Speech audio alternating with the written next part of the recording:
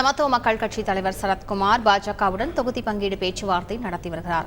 இது பற்றிய விவரங்களை செய்தியாளர் சமயமணியிடம் கேட்கலாம். சமயமணி, வணக்கம். இந்த பேச்சுவார்த்தை தொடர்பான முழு விவரங்கள் சமயமணி. வணக்கம். பாஜக தலைமையிலான தேசிய ஜனநாயக கூட்டணியில் தமிழ்நாட்டில் சமத்துவ மக்கள் கட்சி தலைவர் சரத்குமார் அங்கம் வகிப்பதாக அதிகாரப்பூர்வமாக தெரிவித்துள்ள சூழலில் இன்றைய தினம் பாஜக தலைமை அலுவலகமான கமலாலயத்தில் டி நகரில் அமைந்துள்ள பாஜக தலைமை அலுவலகமான கமலாலயத்திற்கு சமத்துவ மக்கள் கட்சி தலைவர் சரத்குமார் வருகை தந்துள்ளார். குறிப்பாக தமிழகத்தில் தேசிய ஜனநாயக கூட்டணி தலைமையில் 3வது அணியாக பார்க்கப்படும் ஒரு அணி உருவாகியுள்ளது.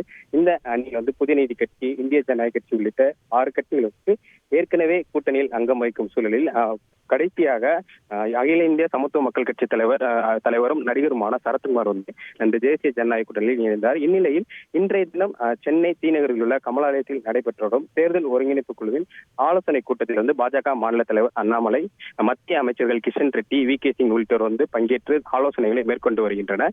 இதன் தொடர்ச்சியாக இன்றைய தினம் பாஜக மாநில தலைவர் அண்ணாமலை மற்றும் மத்திய அமைச்சர்கள் இருவரை நேரில் சந்தித்து ஆலோசனை நடத்துவதற்காக சமத்துவ மக்கள் கட்சி தலைவர் சரத்குமார் சென்னை டி நகரில் அமைந்துள்ள கமலாலயத்திற்கு வருகை தந்துள்ளார். குறிப்பாக இந்த சந்திப்பின் போது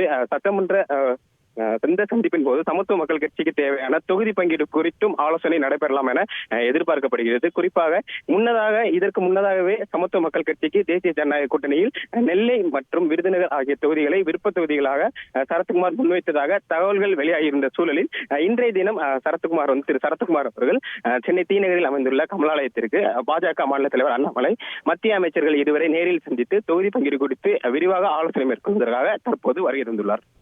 முழு விவரங்களுக்கு நன்றி சமயமணி. செய்திகளை உடனுக்குடன் தெரிந்து கொள்ள உடனே சப்ஸ்கிரைப் பண்ணுங்க.